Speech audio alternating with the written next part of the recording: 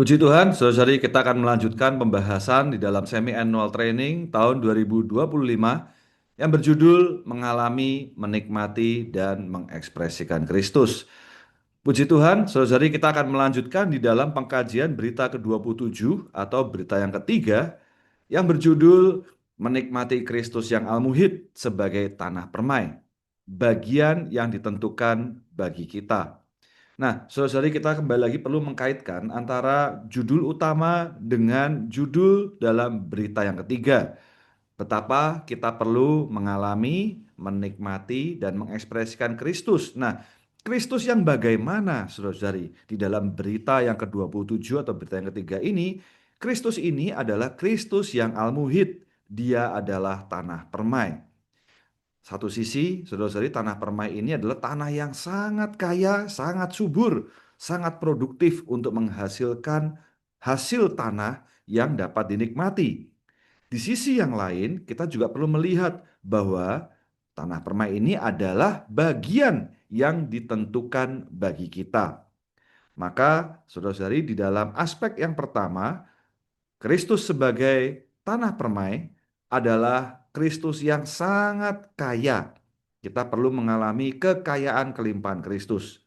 Di sisi yang lain, Kristus ini juga adalah tanah, ya, adalah bagian yang ditentukan bagi kita, adalah tanah untuk kita garap, untuk kita olah, sehingga melalui tanah ini segala kekayaan kelimpahan yang ada di dalam tanah itu dapat terekspresikan melalui menghasilkan, ya, kekayaan tanah itu.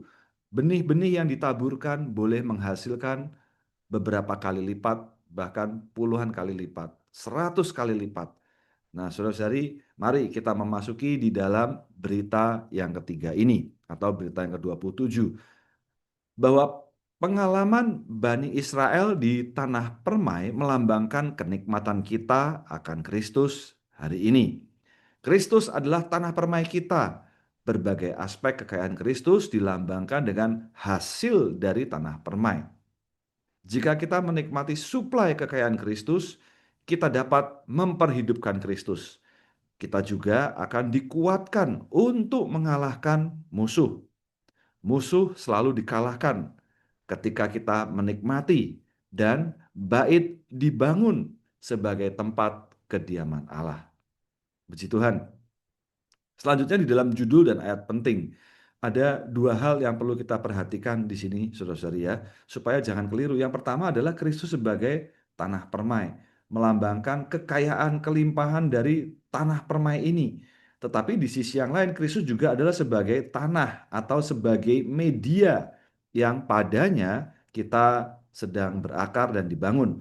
Nah, mari saudara-saudari kita melihat bagian yang pertama, Kristus sebagai tanah permai.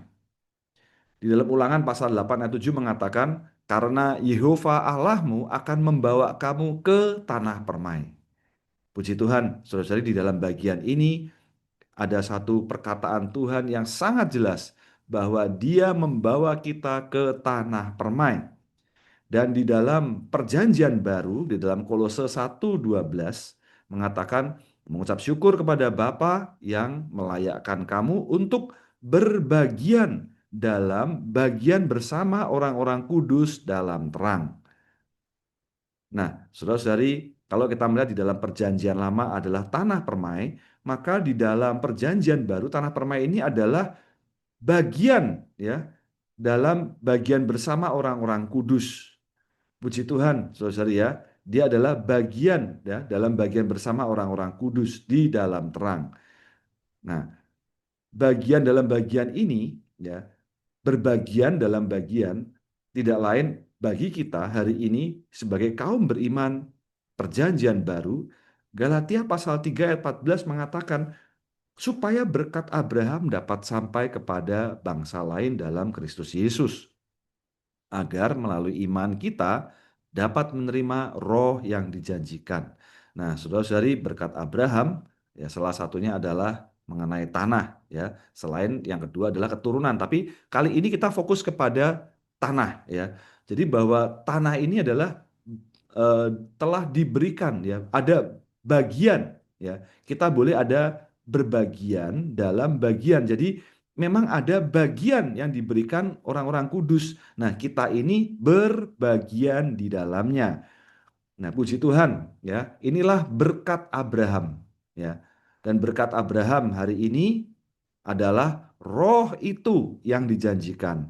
Dan kita semua berbagian, ya, dalam menerima roh itu yang dijanjikan. Puji Tuhan, saudara-saudari, bahwa hari ini kita ada bagian, ya, di dalam roh itu, dan roh itu ada di dalam kita, ya, menjadi bagian kita. Kemudian di dalam Keluaran pasal 38 membicarakan mengenai kekayaan, seberapa kaya tanah itu. Dikatakan di dalam Keluaran pasal 38, dan aku turun untuk menyelamatkan mereka dari tangan orang Mesir dan membawa mereka naik meninggalkan tanah itu ke tanah yang permai dan luas, tanah yang mengalirkan susu dan madu. Puji Tuhan, saudara ya, dari bagian ini kita dapat melihat bahwa tanah permai ini, ya, adalah tanah yang menghasilkan atau mengalirkan susu dan madu. Nah, susu ini adalah kekayaan hewani, ya. Madu boleh melambangkan kekayaan nabati, ya, yang dihasilkan dari pembuahan serbuk sari, ya, melalui hewan yang atau serangga yang menikmati serbuk sari di dalam bunga, dan itu akhirnya boleh menjadi madu, ya, saudara ya. Jadi bahwa kekayaan tanah permai itu sangat limpah. Ada kekayaan hewani dan kekayaan nabati. Nah, saudara-saudari, puji Tuhan, inilah bagian yang kita terima, ya. Bagian yang kita terima bersama orang-orang kudus dalam terang. Dan bagian itu adalah roh itu. Jadi betapa roh itu yang adalah tanah permai mengalirkan susu dan madu. Dia betul-betul memberikan kepada kita segala suplai kekayaan yang menyehatkan, yang menguatkan kita. Ya, puji Tuhan atas kekayaan susu dan madu dari tanah permai. Bagi kita hari ini, kaum beriman perjanjian baru itu adalah roh itu yang dijanjikan. Puji Tuhan, saudara ya.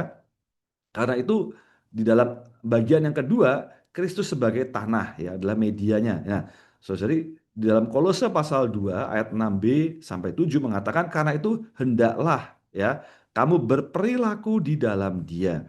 Kamu telah berakar dan sedang dibangun di dalam Dia, serta diteguhkan dalam iman menurut yang telah diajarkan kepadamu, dan hendaklah kamu melimpah ruah dengan ucapan syukur.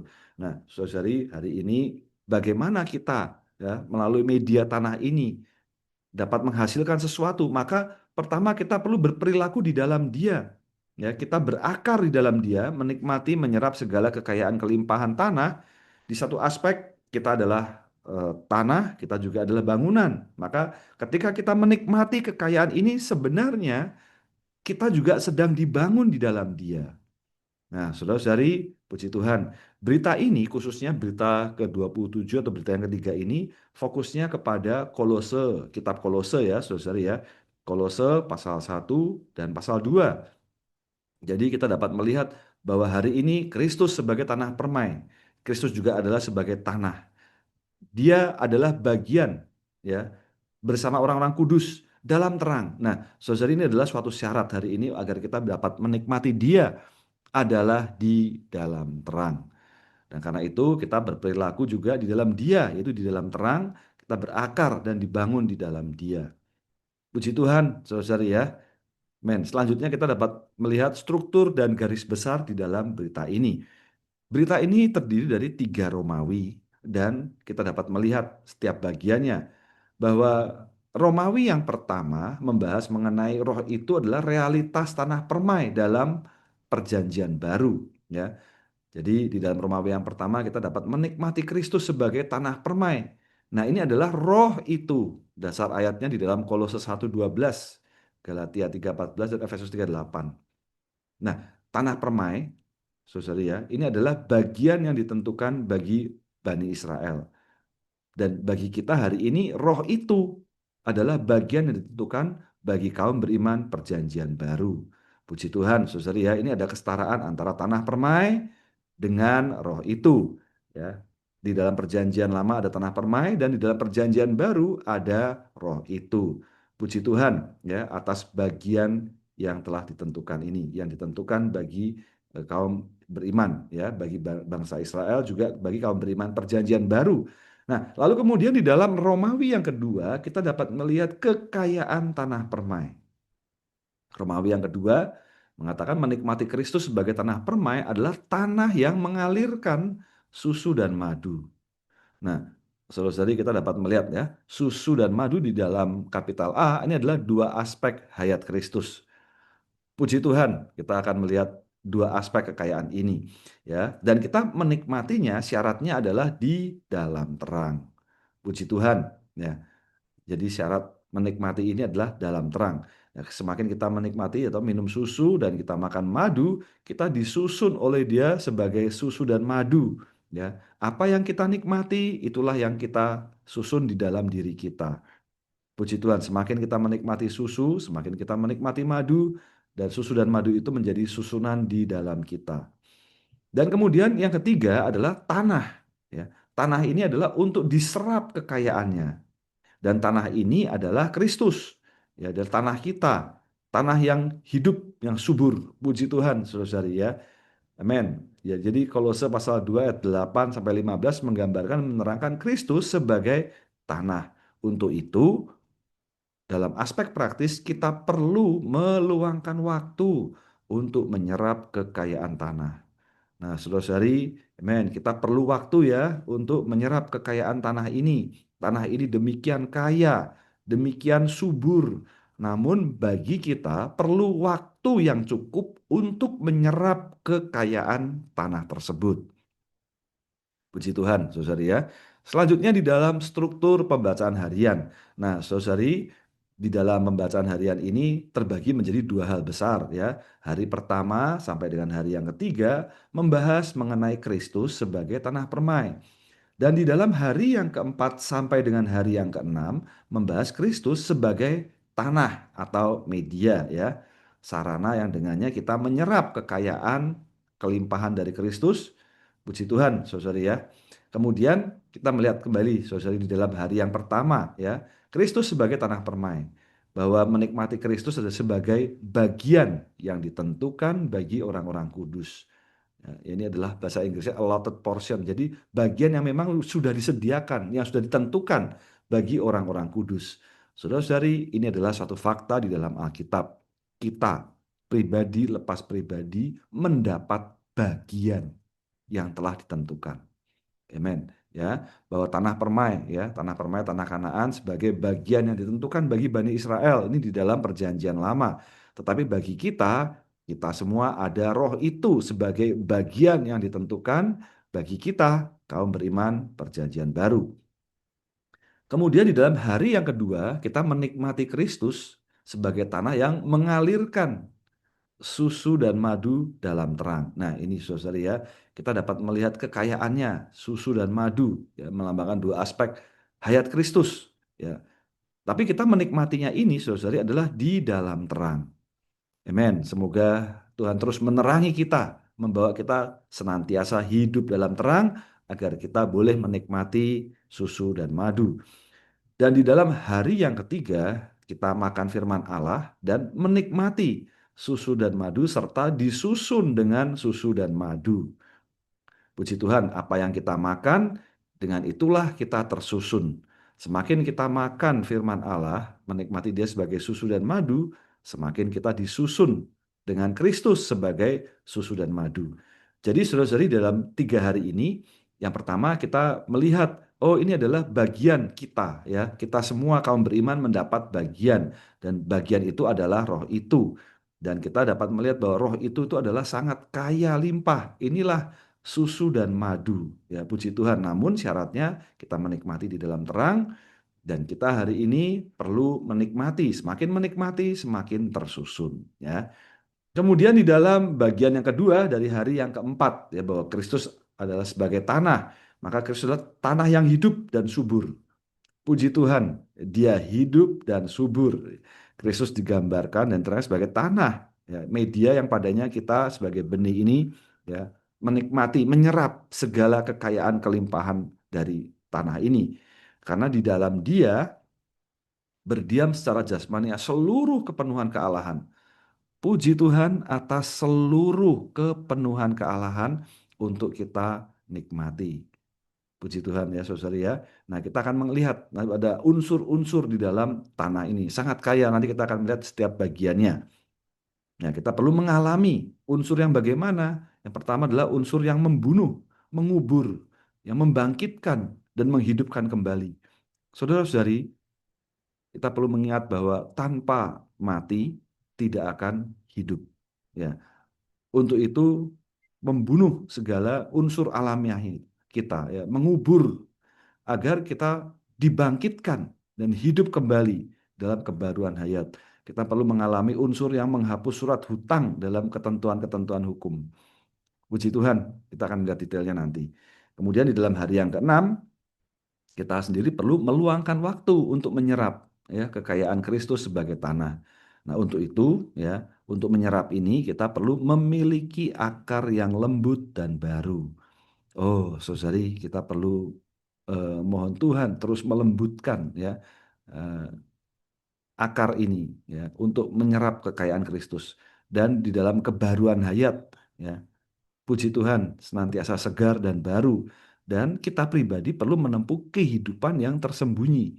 Ya. Karena Allah kita adalah Allah yang tersembunyi dan kita menikmati Dia, menikmatinya secara tersembunyi. Baik, kita lihat di dalam setiap bagiannya, saudara ya. Yang pertama adalah Kristus ini adalah bagian yang ditentukan untuk orang-orang kudus. Puji Tuhan, ya. Ini adalah bagian yang ditentukan. Pertama, saudara ya, bagian tanah permai diberikan kepada Bani Israel. Kemudian dalam perjanjian baru, Kristus sebagai roh itu. Semoga di aspek ini kita jelas. Ada gambaran tanah permai yang diberikan pada waktu itu dalam perjanjian lama kepada Bani Israel. Dan bagi kita hari ini, kaum beriman perjanjian baru, bagian itu adalah roh itu. Nah, puji Tuhan, saudara ya. Mari kita lihat bagian yang pertama. Di dalam Kolose 1:12, saudara, ini ayat kunci ya. Kolose 1:12 mengatakan, mengucap syukur kepada Bapa yang melayakkan kamu untuk berbagian dalam bagian bersama orang-orang kudus dalam terang. Yosua pasal 14 ayat 1 mengatakan, inilah apa yang diterima oleh Bani Israel sebagai warisan di tanah Kanaan yang telah diberikan kepada mereka sebagai warisan oleh Imam Eleazar dan Yosua bin Nun dan para kepala rumah bapak-bapak dari suku-suku Bani Israel. Nah, saudari, dari perkataan Yosua ini kita dapat melihat bahwa inilah yang diterima oleh Bani Israel sebagai warisan. Amin ya. Sebagai warisan mereka diberikan kepada mereka. Puji Tuhan. Nah, apakah ini? Ya, ini adalah tanah permai sehingga setiap orang ya berbagian ya dalam bagian bersama yaitu yang telah ditentukan ini. Nah, ya, Kristus menduduki tempat yang pertama dan Al-Muhid ini adalah bagian yang ditentukan untuk orang-orang kudus. Nah, saudari, kita perlu melihat ini bahwa Kristus adalah yang pertama dan Al-Muhid. Nah, lalu kita akan melihat nanti bahwa Kristus ini adalah sebagai roh itu. Nah, tetapi sebagai bagian yang ditentukan, ini mengacu kepada warisan. Ya, seperti yang diilustrasikan dengan pembagian tanah permai Kanaan yang diberikan kepada Bani Israel sebagai warisan mereka. Puji Tuhan, saudara ya. Nah, bagi kaum beriman, ya, tanah permai ini atau bagian yang ditentukan adalah roh itu. Di dalam Galatia pasal 3 ayat 14 mengatakan supaya berkat Abraham dapat sampai kepada bangsa lain dalam Kristus Yesus. Amen. Agar melalui iman kita dapat menerima roh itu yang dijanjikan. Nah, roh itu sangat kaya limpah, saudara-saudari ya. Dia adalah seperti tanah permai itu. Ya, selain ditentukan untuk kita, tapi tanah ini juga sangat kaya. Di dalam Ulangan pasal 8 ayat 7 sampai 9, saudara, ini adalah kekayaannya.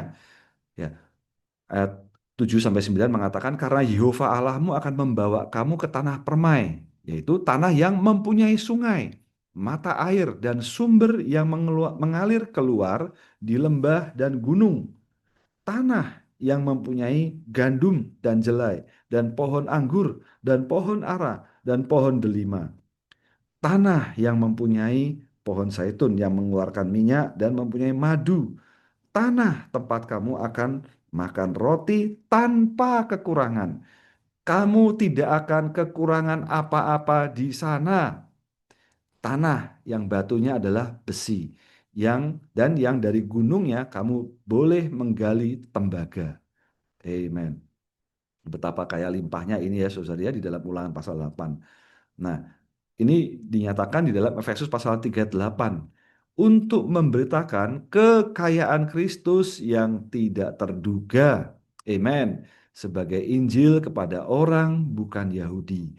Nah, saudari, kekayaan di dalam Ulangan pasal 8 ayat 7 sampai 9 inilah kekayaan Kristus yang tidak terduga. Puji Tuhan atas kekayaan Kristus yang tidak terduga. Nah, ini adalah roh itu yang dijanjikan. Amen.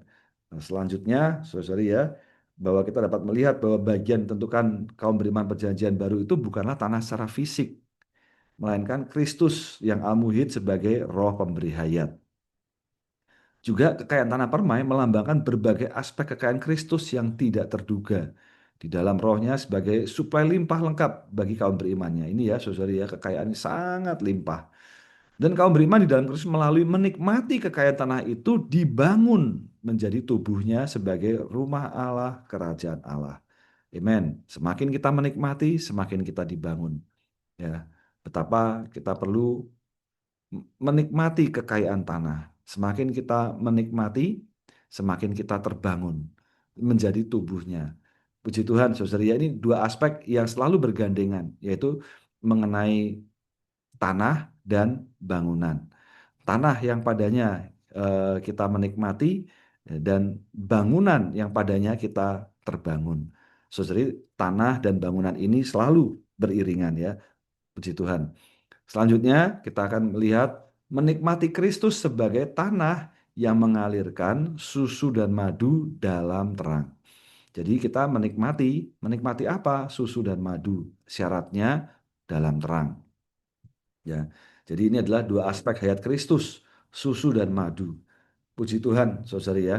Dan kita boleh menikmatinya di dalam terang. Nah, kalau kita sudah mengenal dua hal ini, mari kita melihat di dalam Keluaran pasal 38. Dikatakan, dan aku turun untuk menyelamatkan mereka dari tanah orang Mesir dan membawa mereka naik, meninggalkan tanah itu ke tanah yang permai dan luas, tanah yang mengalirkan susu dan madu.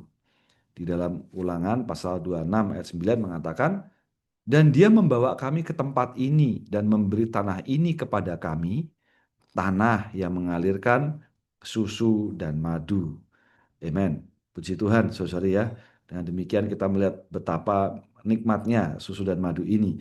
Nah, saudari, kita melihat bahwa susu dan madu ini adalah dua aspek hayat Kristus. Pertama adalah aspek yang menebus, yang kedua adalah aspek yang menghasilkan. Di satu aspek, saudari ya, dia menebus, dia sebagai anak domba Allah yang menghapus dosa dunia. Di aspek penebusan, dia menebus posisi kita secara hukum, secara yuridis di hadapan Tuhan, kita dibenarkan di hadapan Dia. Hasilnya adalah kita dapat menghasilkan ya atau menikmati keselamatan organik setiap hari.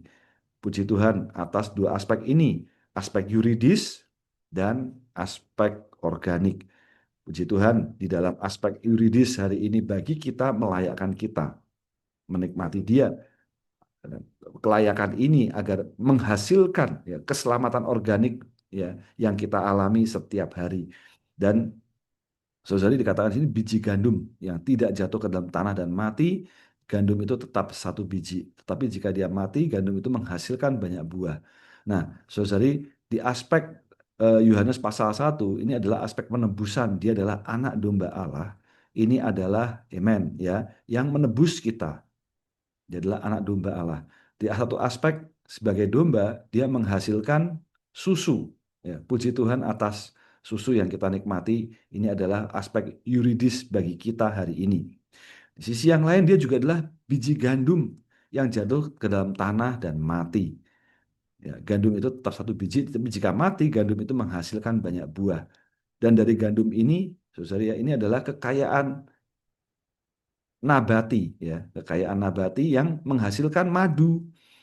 Dan puji Tuhan, saudara ya, atas susu dan madu. Di aspek penebusan, juga di dalam aspek keselamatan yang organik. Ya, maka saudari kita dapat melihat perkara susu dan madu ini adalah ya gabungan hayat hewan dan tumbuhan. Dia dua aspek hayat Kristus, hayat yang menebus dan hayat yang menghasilkan. Di aspek penebusan, bagi penebusan yuridis dan menghasilkan keselamatan organik kita. Amen. Ya. Ketika kita melihat meja Tuhan, saudari ya, melambangkan dua aspek hayat Kristus yang menebus dan menghasilkan keselamatan organik. Ya, ini adalah bagi keselamatan lengkap Allah. Saudari, ini betapa kaya limpahnya keselamatan organik Kristus ya, keselamatan Kristus yang lengkap. Jadi yang dilambangkan dari susu dan madu, yang tidak lain adalah keselamatan yuridis yang menebus dan keselamatan organik. Puji Tuhan yang menghasilkan membawa kita tersusun di dalam Dia. Nah, saudari, dua aspek hayat ini dapat kita nikmati saat kita berada dalam terang. Nah, Kolose 1 ayat 12 ya, saudari ya, mengucap syukur kepada Bapa dan melayakkan kamu untuk berbagian dalam bagian bersama orang-orang kudus dalam terang. Nah, saudari, kita perlu menggali lebih lanjut dalam terang. Nah, di dalam terang ini, amen. Ya, dalam pengalaman kita dapat melihat saudari ketika dia menyoroti kita, membawa kita dalam terang, akhirnya kita menyadari bahwa kita adalah orang dosa. Ya, tanpa sorotan terang itu kita tidak sadar bahwa kita adalah orang berdosa. Betapa perlu keselamatan yuridis. Nah, untuk ini kan adalah di dalam terang.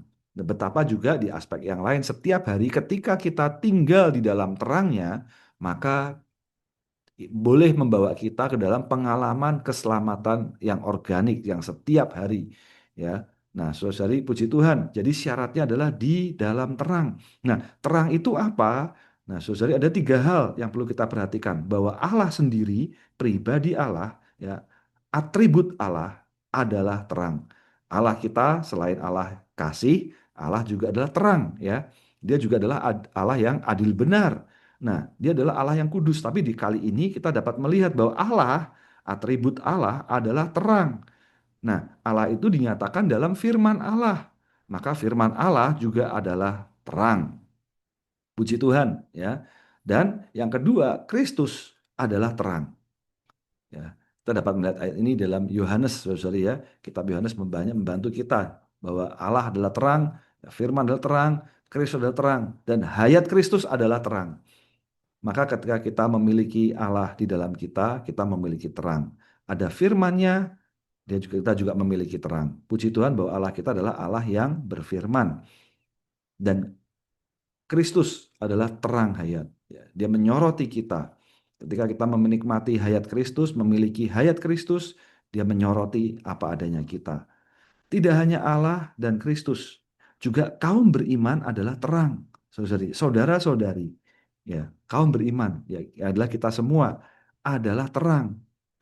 Maka kita hari ini di dalam perhimpunan gereja, gereja juga adalah kaki pelita yang memancarkan terang. Ya, kaki pelita ini adalah kaki dian emas, ya, saudari ya. Jadi ketika kita melihat ada sebuah lokal dideklarasikan, didirikan, kita dapat mengatakan di sana ada kaki pelita, kaki dian, dan di sana ada gereja yang memancarkan terang. Puji Tuhan, saudari ya, atas Allah, Kristus, kaum beriman. Ketika kita berada di dalam bersama dengan saudara-saudari, kita menikmati terang. Bersama saudara-saudari di dalam gereja, kita menikmati terang. Nah, saudari ya, di dalam gereja, kita menikmati Kristus, kita menikmati hayat Kristus yang adalah terang. Yang kita nikmati adalah firman Allah. Nah, semakin kita menikmati firman Allah, semakin kita menikmati terang. Demikian apa adanya Allah, sang terang, menyorotkan dirinya kepada kita.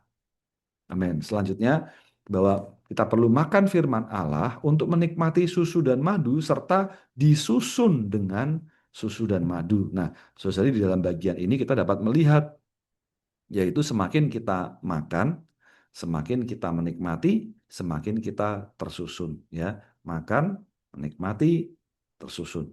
Apa yang kita makan, ya, Apa yang kita nikmati, itulah yang menyusun kita. Nah, maka perlu memakan firman Allah untuk menikmati Kristus sebagai susu dan madu.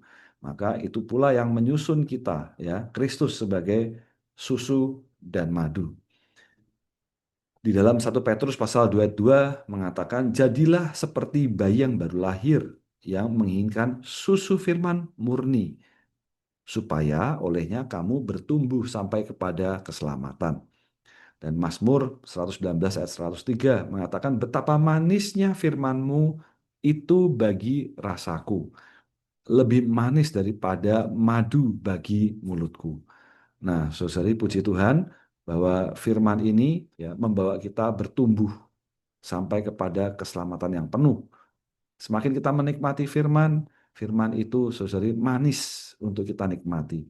Maka kita perlu makan firman Allah, menikmati Dia ya dalam dua aspek, Kristus yang menebus dan menghasilkan. Puji Tuhan, ya, firman Allah ini adalah susu untuk kita minum, madu untuk kita makan. Amin. Jadi secara praktis, saudari, kita kembali kepada firman. Ya, semakin kita kembali kepada firman, pandangan kita semakin kaya bahwa yang kita nikmati ini adalah susu dan adalah madu. Keselamatan yuridis, dan kita boleh menikmati dia dalam keselamatan yang organik. Nah, saudari, dengan demikian kita disusun oleh Kristus sebagai susu dan madu. Dalam Kidung Agung pasal 4 ayat 11 mengatakan, bibirmu meneteskan madu segar, pengantinku, madu dan susu berada di bawah lidahmu. Dan di dalam Yesaya 54 mengatakan, Tuhan Allah telah memberikan kepadaku lidah seorang yang dididik, supaya aku tahu bagaimana membantu orang yang lesu dengan perkataan. Tuhan membangunkan aku setiap pagi, Dia membangunkan telingaku, supaya aku dapat mendengar seperti seorang yang dididik. Nah, di Lukas pasal 4:22 mengatakan, semua orang bersaksi baginya dan takjub akan kata-kata anugerah yang keluar dari mulutnya. Dan Efesus pasal 4:29 mengatakan, jangan ada perkataan busuk yang keluar dari mulutmu, tetapi hanya mengucapkan perkataan baik untuk membangun, menurut keperluan, agar menyuplai anugerah kepada mereka yang mendengar. Nah, saudari, kalau kita melihat 4 ayat ini, betapa ini adalah hasil dari kita tersusun oleh Kristus sebagai susu dan madu. Ya, hasil dari kita tersusun, maka bibir kita meneteskan madu segar. Ya, ya, perkataan kita, ya, perkataan kita ini yang berada di bawah lidah ini adalah perkataan kita itu adalah mengalirkan susu dan madu. Bukan cuma kita pribadi yang menikmati susu dan madu, tetapi yang keluar dari kita ini adalah juga susu dan madu. Maka ketika kita berbicara, ya, lidah kita seperti orang yang dididik. Maka sebenarnya susu dan madu ini membawa didikan kepada kita.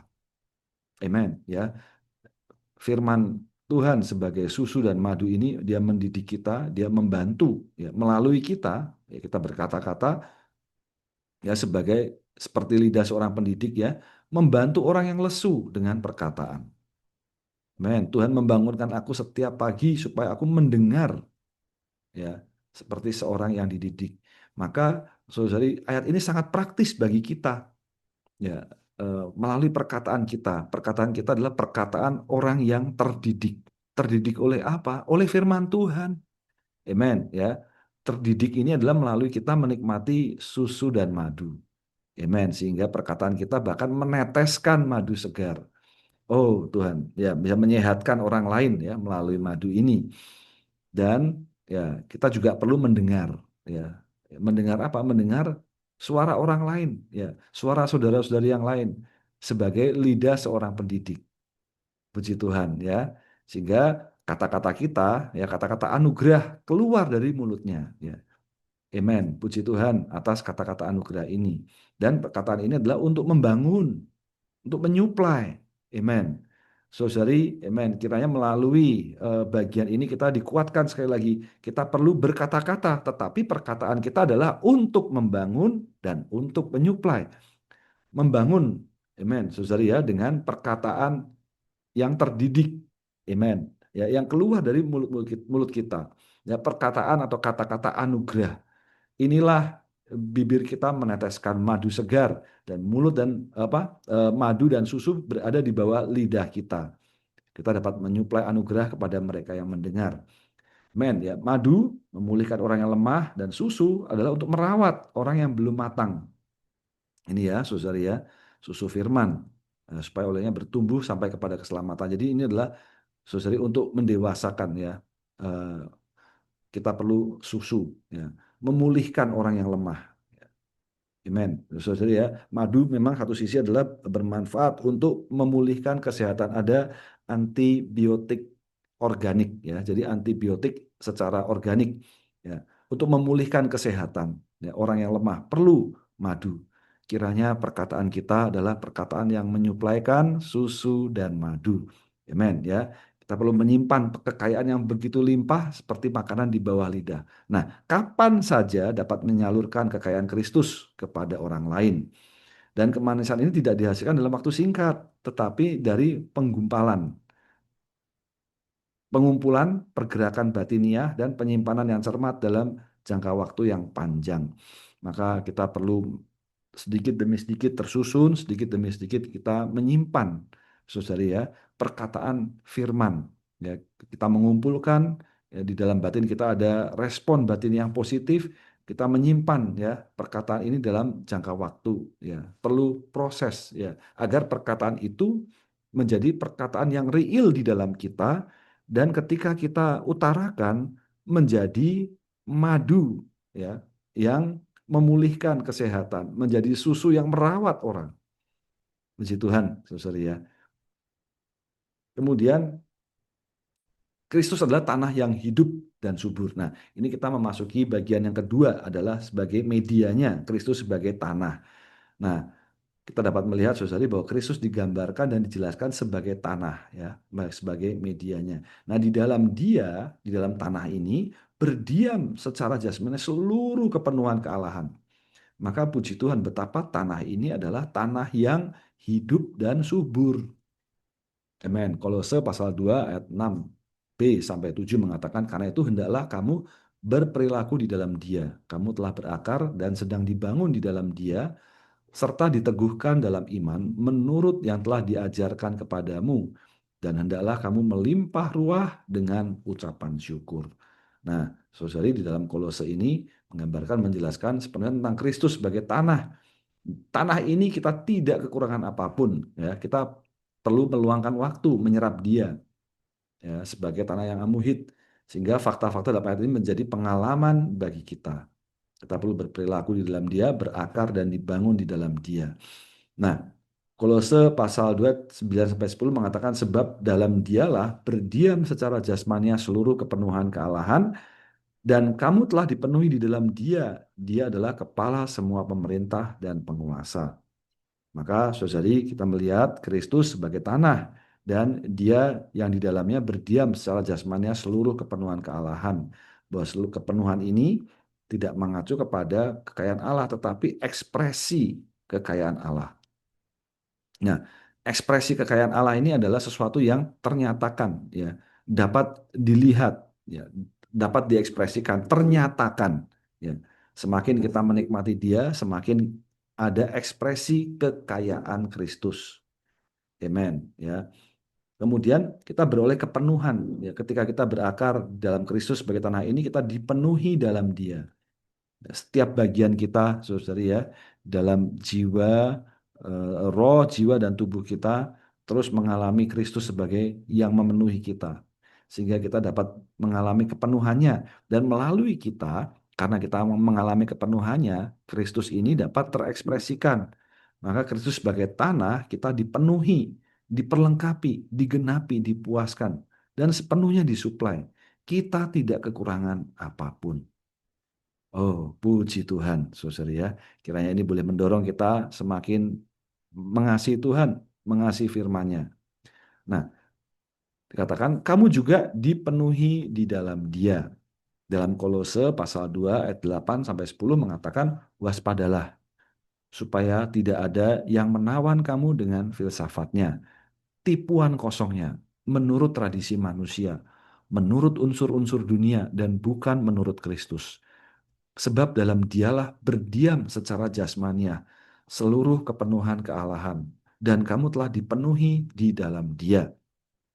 Ya, Paulus ingin gereja di Kolose tahu bahwa karena mereka telah dipenuhi di dalam Kristus, mereka tidak perlu menyembah malaikat. Kita telah dipenuhi dalam kepenuhan ini. Kita telah dipenuhi lengkap dan sempurna. Karena kita ditanam dalam kepenuhan ini, kita seharusnya menyerap nutrisi darinya. Jika kita melakukan ini, kita akan mendapati bahwa kita tidak kekurangan apapun.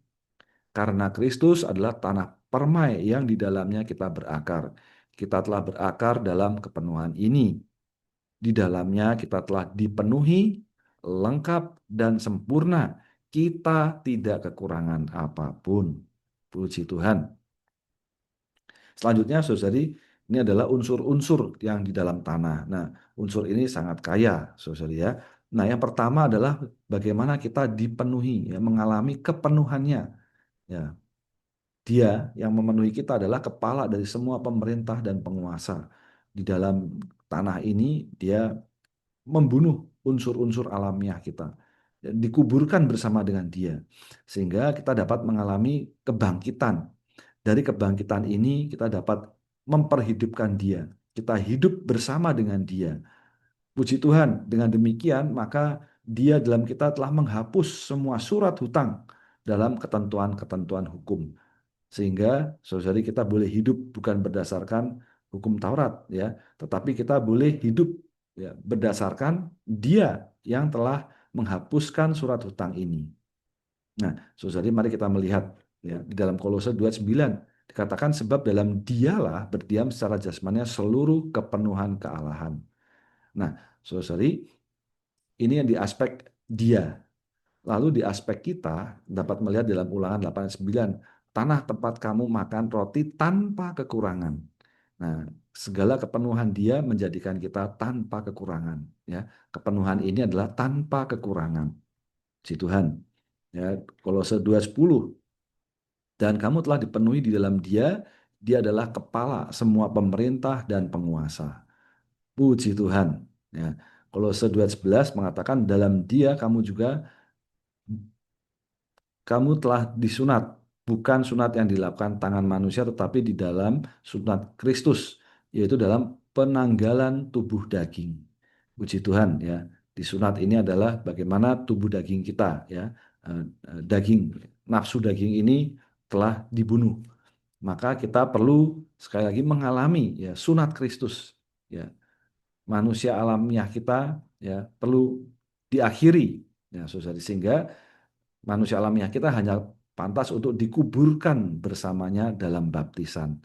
Maka saudara-saudari kita dapat melihat ketika sidang Injil ada seseorang yang dibaptis, kita dapat melihat bahwa kolam baptisan itu adalah pengakhiran, ya, tempat untuk mengubur manusia lama, ya, ciptaan lama dikuburkan bersama dengan Kristus di dalam baptisan. Ketika seseorang keluar dari air baptisan, maka dia adalah yang dibangkitkan bersama dengannya. Maka setelah itu apa yang dia perhidupkan, kehidupan yang ia jalani adalah kehidupan bersamanya, ya, bersama dengan Kristus. Puji Tuhan, ya. Dengan demikian, ya, Kolose 2:14 dia menghapuskan surat hutang. Tidak ada lagi ketentuan-ketentuan hukum ya yang mendakwa dan mengancam kita. Karena dia telah menghapuskannya pada salib. Maka saudari kita hanya betul-betul menikmati kekayaan tanah ini. Ya, inilah unsur-unsur di dalam tanah.